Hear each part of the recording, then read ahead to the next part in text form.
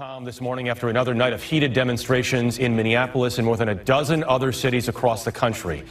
In Minnesota, the state's full National Guard has been mobilized. This move follows days of chaos in Minneapolis. From the Pentagon, with the Army's plan to stop the riots. Minnesota's governor says he had spoken to top Pentagon brass and more help could be on the way to his state to quell the violence.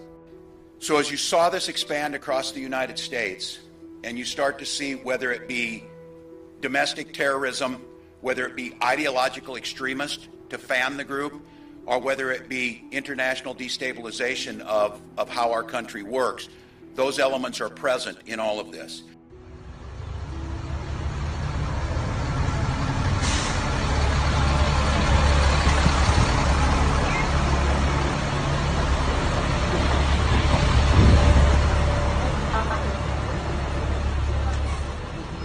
I spoke early this morning with the Secretary of Defense, Esper, and with the Chairman of the Joint Chiefs of Staff, Milley, extensively to update on the situation, receive their situation report as they're seeing it across the country, and to suggest courses of action of going forward.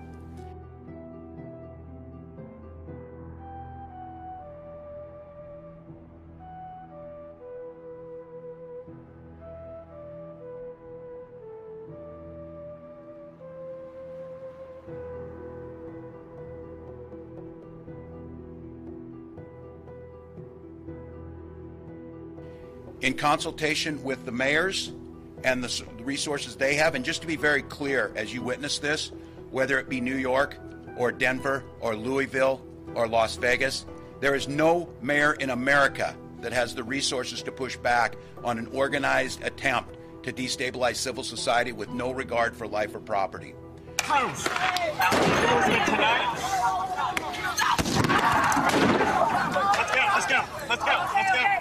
Let's go. I gotta find this. Law enforcement tonight. Hey, we're still live, okay. Paul, we gotta walk this way, brother. Hey, flip around. Be easy, brother. So in consultation as a group and as we set this morning, I'm authorizing and talking to General Jensen to fully mobilize the Minnesota National Guard, an action that has never been taken in the 164-year history of the Minnesota National Guard. We will pull in assets as we have been doing, and for those Minnesotans who are wondering, where are the fire trucks? Where are the police that are out there? The situation was so broad and the tactics were so bent on causing destruction that every single person we had mobilized, again, the largest in state history last evening, was engaged in that. So you can see the crowd has started to gather, taking a look at sort of the spectacle of this.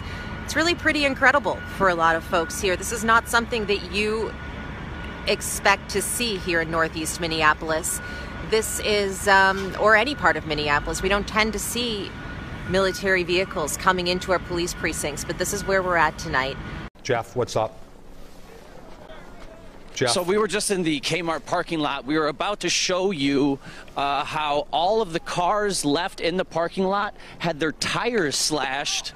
And just now, it appears law enforcement has showed up in some capacity, and we're just ducking right now. They're going by in these vehicles, shooting at people, shooting at the people in the protesters. I don't know what you want to call them, the people that are breaking curfew.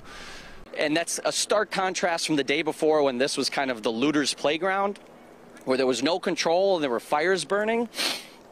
And so as we were beginning to report on that, that's when someone pointed out, hey, look at every single car's tires in this parking lot. All of them slashed. Again, no one told me if they witnessed who did it. The people here believe law enforcement did it. Excuse me. There's no way for us to confirm that, because if I tried to walk towards law enforcement to ask, I would have been told to go home or been shot at. And so as we were waiting to just report on that, again, is when that group came through and was firing on the people who were breaking curfew.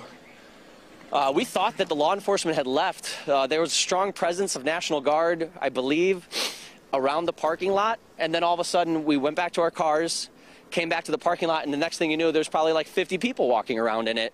People checking on their cars, driving away, suddenly realizing all of their tires are flat. And in the midst of that, those two vehicles pulled up, all black SUVs with minimal lights. There was some flashing lights, but not on the top of the vehicle. and then began shooting at the people who were out past curfew. Well, I've heard that phrase for a long time. I don't know where it came from, where it originated. I view that phrase as... In 1967, the Miami police... Well, I don't know. I've also heard from many other places, but I've heard it for a long time, as most people have. And frankly, it means when there's looting, people get shot and they die. And if you look at what happened last night and the night before, you see that. It's very common. And that's the way that was meant, and that's the way I think it was supposed to be meant. But I don't know where it came from. I don't know where it originated. I wouldn't know a thing like that. But I will say it's very accurate in the sense that when you do have looting, like you had last night, people often get shot and they die, and that's not good, and we don't want that to happen. Yep. Wow, what they're doing to him. What they're doing to him. Oh, shit! You got hit? Oh, they hit the car. Slow down, bro. Man, go home. Damn! I see they bust the window out? No, I hit the car, though. They said, get him. I caught it all. You can see how quiet and how eerie it is out here on the streets of South Minneapolis. In general, what we found is either there's a huge crowd and a protest or something like that, or there's nothing going on, because you're either in the middle of it, in the apex of it, or you're left alone. Both of them are a little bit unsettling. When there's no one around, you feel the eeriness of it. When everyone's around, you're not sure who the good guys are and who the bad guys are, and that's all you're seeing here. It's either a mass crowd and a mass movement, or it's no one, as you can see right here, and it is quiet and dark and just strange. No, there's more. Look at this. They just keep coming. Go! Go inside! Get inside! Get inside! Get inside! Get in your house now! Let's go! Light him up! Go inside now! Get in the house!